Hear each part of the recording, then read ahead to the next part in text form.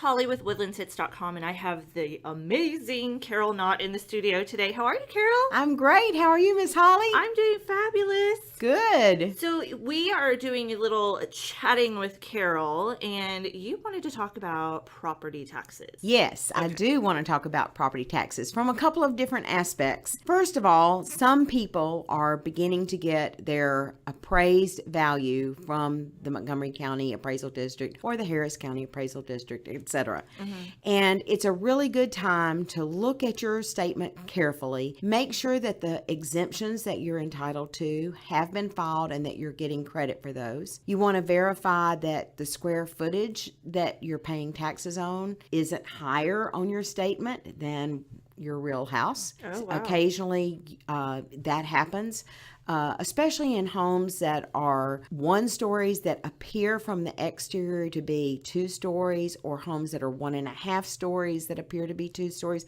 Because a lot of times the appraisal district, when measuring houses of that type, will go and measure the base and say, oh, that's 1,500 square feet, so therefore the house is 3,000 square feet, when in fact the square footage of the second floor is significantly less than that of the ground floor. So little things like that you want to pay attention to on your statement. And then the other thing is that remember that if you have a homestead exemption in place, by law, your appraised value and your taxes cannot increase by more than 10%. So it will look like perhaps that your value has gone up more than that, but the tax amount would be based on only a 10% increase. Okay. So just kind of keep that in mind. And then another thing to kind of think about is, do you want to protest your taxes? Believe it or not, the appraisal district encourages you to do that on an annual basis. Really? That's interesting. But I personally have never. I don't want to go up there and fight all that and all. But if you do, I would encourage you to contact your real estate professional, or you can contact me and find out what the market value is in your particular neighborhood. Are you being taxed in line with market values, or are you being overtaxed? Okay. And you want to know what was selling closer to the end of the year in 2016, because tax appraisal amounts, assessment amounts, are based on what happens on January 1st of the year. And so they use the data from the previous few months. And so that's the information. It doesn't matter, perhaps, that the rates have, that the house prices have gone up in your neighborhood all of a sudden in March and April, because those have no bearing on the taxes and the assessment that you're getting right now. So just little things to keep in mind in that regard. Wow. That's some meaty information right there. Yeah. That's great. And one other little thing I would like to encourage people to do, if you purchased a home anytime during 2016 in Texas, if the seller of the home had a homestead exemption in place, you got the advantage of that for your property taxes in 2016. Okay. However, that falls off December 31st at midnight. So it's your responsibility to file for a new homestead exemption if you bought last year. And the deadline for filing for that exemption is closely approaching.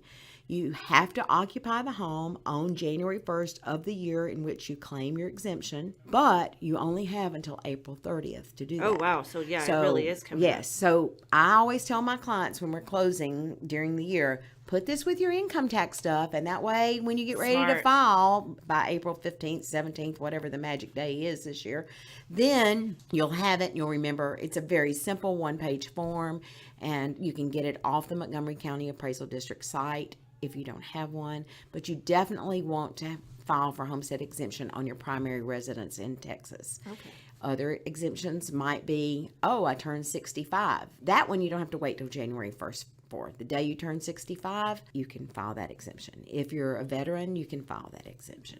But do all you can to save a little money. Sure, absolutely. So, Carol, if anyone wanted to look at your listings or find out more about your amazing team, where would the listeners go to?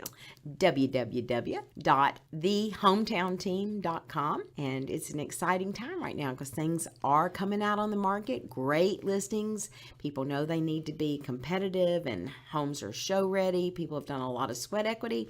So yes, it's a great time for buyers and hopefully a very good time for sellers as well. Well, I'm sure it would. I'm sure it is. Do you have any homes that you'd like to chat about right now that you have on the market? Oh, sure. Why not? I've got a great new one-story over in Imperial Oaks. It's just come on the market for $200,000. It's 4 bedrooms and has a beautiful stone fireplace. So that's a good option. It's on Wellsford.